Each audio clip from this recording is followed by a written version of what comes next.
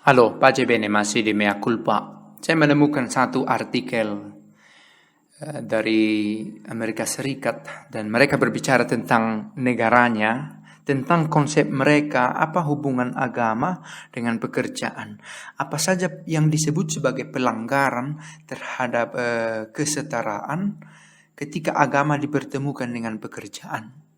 Ada dua jenis pelanggaran berbau keagamaan dalam hubungan pekerjaan menurut US Equal Employment Opportunity Commission. Ada satu komisi di Amerika Serikat yang memperjuangkan kesetaraan bagi setiap penduduknya di hadapan peluang pekerjaan yang mereka bisa miliki. Nah, menurut mereka ada dua jenis pelanggaran. Yang pertama adalah meminta para pekerja untuk mengabaikan, untuk mengesampingkan ajaran agamanya atau mengubah keyakinan mereka supaya mereka memenuhi syarat untuk mendapatkan satu pekerjaan. Simpelnya begini, ada satu pekerjaan.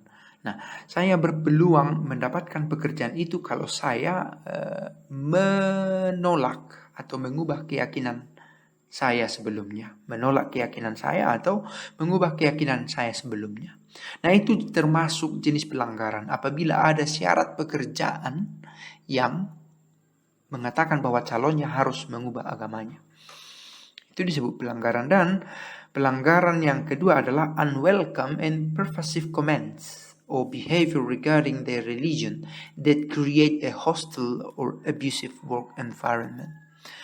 Kalau ada sikap-sikap tidak menerima atau membuat komentar-komentar yang bermusuhan atau tindakan-tindakan yang berkenaan dengan menyinggung agama orang yang bisa menciptakan permusuhan atau lingkungan kerja menjadi kacau, itu dianggap sebagai pelanggaran.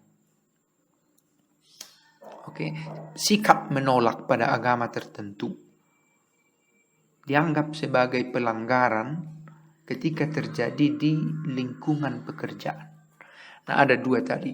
Pertama, membuat syarat kepada orang apabila mau bekerja, dia harus menolak keyakinannya atau mengubah keyakinannya. Dan yang kedua, apabila ada komentar-komentar buruk terkait keagamaan seseorang sampai memunculkan situasi bermusuhan dan abusive work environment, lingkungan pekerjaan yang merusak, yang tidak kondusif, yang tidak aman. Nah, itu di Amerika Serikat. Kita tidak sedang berbicara tentang Amerika Serikat. Kita berbicara tentang satu rule, peraturan yang sedemikian jelas ditetapkan oleh negara. Negara ini negara plural untuk menjamin peluang kerja bagi setiap penduduknya. Ya, tentu harus kita lihat juga jenis pekerjaannya. Ada pekerjaan tertentu yang memang harus dilakukan atas keyakinannya. Katakanlah misalnya menjadi seorang pastor di gereja Katolik, tentu dia harus Katolik. Menjadi seorang pendeta, dia harus menjadi seorang Kristen Protestan, Hindu dengan perannya, atau bekerja di kantor urusan agama, urusan menunjukkan akad nikah, akte nikah secara keagamaan dalam agama Islam, tentu harus ditampilkan oleh orang-orang yang kompeten, memiliki kapasitas untuk itu. Nah, untuk jenis-jenis pekerjaan itu tentu dibutuhkan dasar keagamaan yang terang. Tetapi ada pekerjaan yang tidak menuntut adanya pembatasan karena agama. Ada pekerjaan untuk itu karena tidak relevan. Katakanlah misalnya menjadi abdi negara di bidang pendidikan, di bidang keamanan, apalagi yang menuntut kemampuan profesional, akademisi, teknik-teknik atau skill-skill tertentu, di mana aspek agama bukan merupakan dasar yang utama. Nah, dalam hal ini tentu negara harus mengambil sikap, kan begitu. Dan saya pikir kita semua tahu tentang sesuatu yang ideal tentang ini.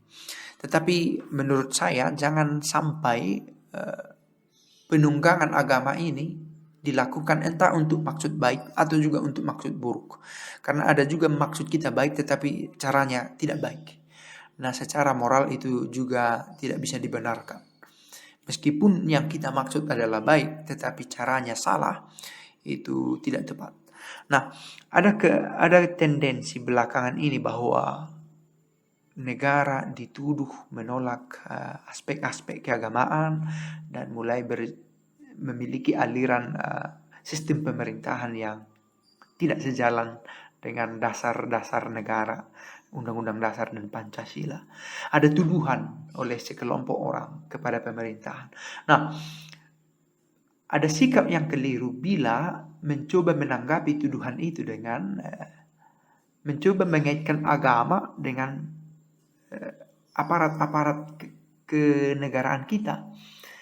Simpelnya begini, untuk menunjukkan bahwa negara tidak menolak keagamaan, maka negara mencoba memberikan privilege kepada umat yang beragama untuk memiliki posisi-posisi tertentu dalam kenegaraan. Mudah-mudahan semakin terang. Itu solusi yang keliru. Itu ibaratnya ada seorang anak menangis, lalu supaya dia diam kamu beri dia handphone. Nah, dia tidak menangis lagi tetapi dia menjadi adiktif terhadap handphone itu. Solusi yang keliru. Ada orang yang menuduh negara tertentu, negara kita ini memiliki sistem pemerintahan yang semakin keliru. Lalu supaya mencegah tuduhan-tuduhan ini atau menampik tuduhan ini, ditunjukkan hubungan keagamaan dengan kenegaraan dengan porsi yang berlebihan. Maka katakanlah kalau ada syarat menjadi aparat sipil negara didasarkan pada keagamaan padahal tidak dituntut. Nah, sekali lagi kita semua tahu bahwa ini adalah sebuah persoalan, tetapi apakah kita berniat mengubah sistem seperti ini atau sekurang-kurangnya secara sadar menolak bahwa sistem ini tidak tepat, bahwa perbedaan agama menjadi basis, menjadi dasar yang utama untuk menentukan seseorang layak atau tidak diterima dalam satu institusi kenegaraan, entah itu dalam bidang pemerintahan atau itu dalam bidang pendidikan. Kita bisa melihat relevansinya, begitu ya. Tapi sekali lagi ya, kita sebagai penduduk, sebagai rakyat, mencoba mengkritisi pernyataan-pernyataan yang kiranya tidak tepat dan malah menodai keragaman kita dalam beragama. Hanya sebuah pemikiran simpel. Pace bene.